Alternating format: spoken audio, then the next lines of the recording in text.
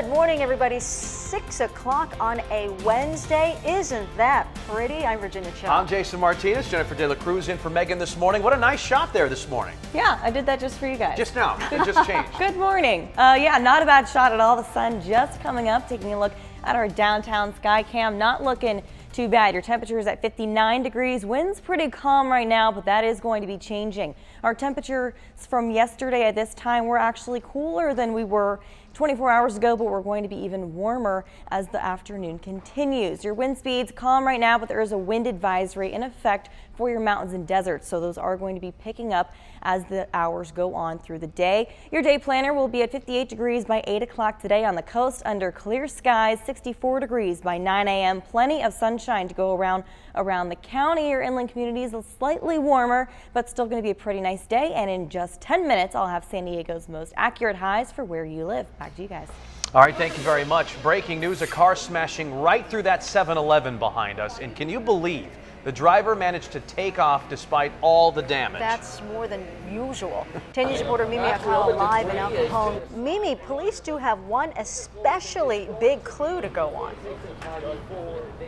Virginia, Jason, they have several clues. One of those clues, though, is a piece of the car that's actually left behind here at the scene. You can see it's a Nissan. Now, this was just terrifying for the clerk, who was actually the only one inside of this store when that car came crashing through. Now, in the last 30 minutes, more construction crews, more cleanup crews, more employees have shown up to start trying to get things back to normal, and almost everyone had the same exact reaction when they came up to the building. I don't know that. The driver got away, but not before leaving behind another clue, this license plate. So police are using that to try to track him down. They tell me this all happened really fast, all in a matter of 5 seconds. The driver knocked down the glass windows and doors, then just reversed out so fast that no one saw him. The clerk was the only one inside and describes the moment the car came crashing through. I was working in the coffee area, last corner. Gone like a explosion. Boom! I saw some guy. Now, one last clue is that surveillance camera you're looking at now. It's pointing right in the direction of where the car entered. So police are going through that footage to try to see if they could track the driver down. We're live in El Cajon this morning. Mimi Alcala, 10 News. All right, Mimi, thank you. And breaking news update. Check this out. Bullet holes piercing a car door after a shooting on the 94. And the driver here escaping death not only for himself, but for his tiny Chihuahua. Our 10 News breaking news tracker there at the scene at about 9:30 last night. This was at the ramp of the 805 to the eastbound 94. The man and his Chihuahua were driving, and for whatever reason, another vehicle opened fire. At least 5 rounds hit their car. The shooter sped off and has not been caught, but luckily the man and his Chihuahua are safe this morning. New at 6:04, the garbage homeless people leave behind is taking over the San Diego riverbed. So this morning, people are fighting back, trying to clean it all up. 10 News reporter Jared Aaron shows us the overwhelming task they have in front of them. It's easy to get lost in here. A picture's worth 1,000 words, but even this video doesn't do justice to the overwhelming mountains of garbage left by homeless people along the San Diego River. Among the garbage also you see bottles of pills, clothes, everything you would need to live, and this maze goes back for almost another half a mile. Walk back this way with me and you can see how some of the tents are set up. Almost a little house in among the weeds. Garbage, just garbage, garbage everywhere. Dawn lives down there until today. She's moving all of her stuff after police put up these signs warning of a sweep. I really, truly understand why they want us out of here. It is an absolute mess down there. It's an environmental hazard too. Batteries leak acid onto the trails. Human waste spills into the river. All of it eventually going out to the ocean. All the different bike parts. And we found what looks like a chop shop for stolen bikes, hiding in plain sight. Cleaning this up won't be easy. If you think this is bad, you haven't even seen a tenth of it. But it can't be ignored anymore. In San Diego, Jared Aarons, 10 News. The volunteers will be out from 8:30 to 1 today. Now, this map shows where they will be. So the homeless camp is right here next to the Home Depot parking lot north of the 8. Councilmember Scott Sherman helped organize that cleanup. He says, though, he's concerned also about the criminal activity going on in some of the camps. Now, a new report shows homelessness is on the rise in San Diego. The Homeless Task Force just counted more than 9,000 homeless people. That's up 5% from last year, but advocates feel that number is too low. Some say it's really closer to double that, 18,000.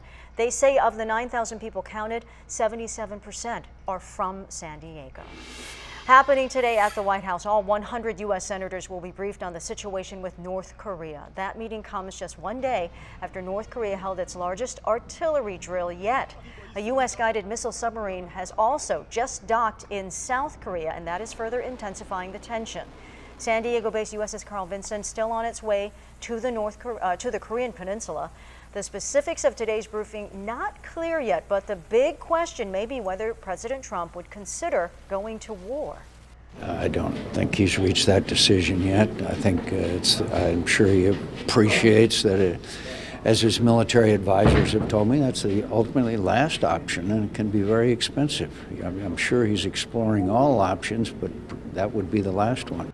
10 News reached out to our California senators about today's meeting. Neither Dianne Feinstein nor Kamala Harris were willing to comment ahead of time.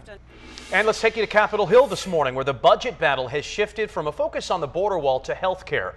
Now, Congress has until Friday at midnight to pass a budget and avoid a possible government shutdown. Sources say congressional Republicans are circulating a new funding bill without money included for the wall. Lawmakers on both sides of the aisle chiming in. It would remove the prospect of a needless fight over a poison pill proposal that members of both parties don't support. I'm for a wall where it makes sense, but a 2,200-mile wall doesn't make a whole lot of sense. There's not a big appetite for that. So Senator Ted Cruz has an idea to pay for the wall. Make Mexican drug lord El Chapo pay for it. Under the new bill that Ted Cruz introduced, if prosecutors are able to seize El Chapo's assets, Cruz wants to use $14 billion to build the wall. 6:08, developing story here today. We will get an update on how the San Diego Police Department is trying to attract and keep more officers. Department reps are expected to give an update on recruitment and retention at today's City Council meeting. A report came out ahead of that meeting. It says right now the department is short 201 officers. The budget is big enough for about 2,000 officers, so right now they're around 1,800. This is similar to the deficit SDPD had last year. Issues include other agencies poaching our officers with better incentives and many officers reaching retirement age. Happening today, be prepared to be placed on hold even longer than usual if you're calling AT&T, because thousands of call center workers, including those in San Diego, are going on strike again. They held a one-day strike across California and Nevada back in March. This time, the workers will protest in front of the AT&T off of Mira Mesa Boulevard and Camino Ruiz. The workers in the middle of negotiating a new contract. Health alert. There's another way to prevent childhood obesity. A new study says give preschoolers a set bedtime so they'll be less likely to be overweight as tweens. The Ohio State University study found that children with inconsistent bedtimes were almost twice as likely to be obese by age 11. Researchers say having a regular bedtime encourages a rhythm in the body. It regulates metabolism. They say it's important to start them, though, at a young age. Yeah, I mean, even adults, if you know, you're at risk of that sort of thing. Yeah, you know, if you don't get regular sleep or sleep enough, there's a tendency to eat more. And yet we keep getting not enough sleep. Well, we do. Yeah, I love having a bedtime. When you're a kid, it's not so fun, but when you're an adult, going to sleep is like, goals change. That's like the most exciting part of my day, nap time. And speaking of today. Speaking of today, it's going to be very nice. Plenty of sunshine for us. Our winds are going to be picking up throughout the day, taking a live look in Pacific Beach right now as the sun comes up. A couple of low-lying clouds, but those will be clearing quickly. Your temperature right now on the coast is 59 degrees, 52 inland, and 48 for your mountains. Our wind speed's calm right now, but they will be picking up. Highs for today, 70 degrees in San Diego, 66 in Del Mar, 79 in Poway, and 78 in El Cajon, 66 for your high in Mission Beach. Plenty of sunshine to go around the county. Pretty breezy. I'll give you more info on that coming up in your 7-day forecast. Colleen.